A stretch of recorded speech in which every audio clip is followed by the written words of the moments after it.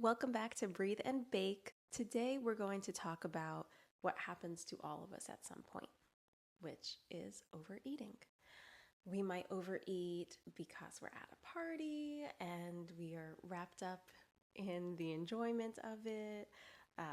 Perhaps there is a food that we haven't been around for a long time and we're really enjoying it and we overeat it.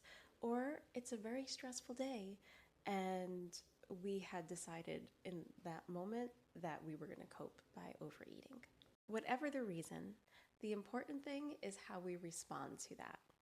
What we're going to talk about today is how to let go of the guilt that is sometimes attached with overeating and how to have a more compassionate, mindful response to that experience. First things first, overeating is normal. It happens sometimes. Food is, yes, about nourishment, and there is also a social connection, a cultural connection. There are many things that are wrapped up in food and eating. If we are able to let go of the guilt and self judgment that comes along when we overeat and handle it with more self compassion, we are able to then get back on track with listening to our bodies and focusing on our needs and just moving on because it happens and it's okay. The first step is to release that guilt, to let go of it.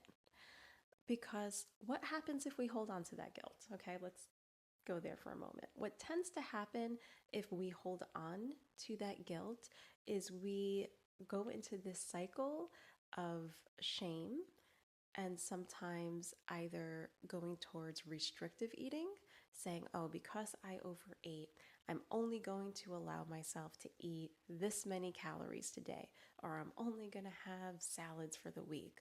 I'm only going to eat whatever, choose whatever you want to fill in the blank with that is, potentially typical for you. And again, what we're doing is not focusing on what our body is needing and what feels good for our body, but we're saying I was bad, so now I need to make up for this by being what we've been told is really, really good. So we are going to let that go. The other risk is that we say, well, I overate. I had this huge milkshake and now I have blown my diet and I am just going to eat whatever I want because what's the point?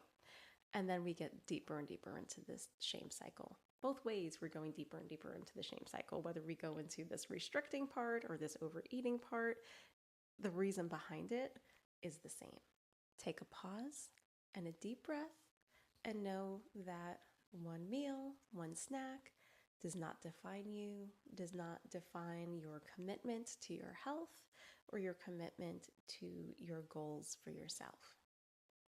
Instead, try to approach it with curiosity and think, okay, last night I was at a party and we were celebrating and I overate. What led to that? And it could be I don't allow myself to have milkshakes very frequently and they were there.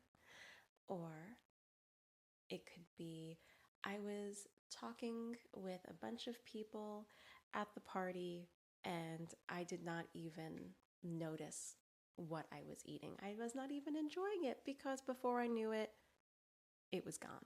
Or it could be that I knew I was going to go to a party later, and so I made sure that I did not eat all day. I just had, a piece of toast for breakfast. I had a small salad for lunch in preparation for the party, and then I just gorged myself while I was there and ate a ton. So think about what happened around the circumstances or what happened that led up to that. This can then give you information to decide, is this something that I want to repeat in the future? So perhaps instead of thinking, oh, I'm going to ignore my body cues of hunger all day and then eat at the party. Well, perhaps if I just ate normally throughout the day, when I got to the party, I wouldn't feel an urge to eat a ton of food. Maybe I would feel more in control of my choices, more in tune with my body, because when I arrived to the party, my hunger levels would have been at like a 4 or a 5 on a 1 to 10 scale, instead of being at a 9 or a 10 and being really just famished and feeling like I needed to have food immediately. So perhaps next time I'm going to try doing this and see how I respond.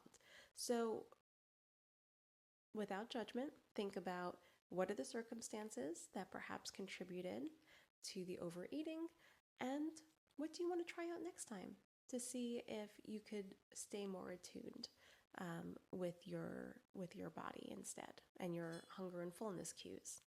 After overeating, like I mentioned, it is, I think, very normal, very typical to want to go into one of those two extremes instead of tuning in to what your body really needs. So if I overate last night and I'm feeling uncomfortable and I'm feeling really full still when I woke up this morning, what does my body need? Maybe I would like to get a cup of tea to feel like that might settle my stomach a bit.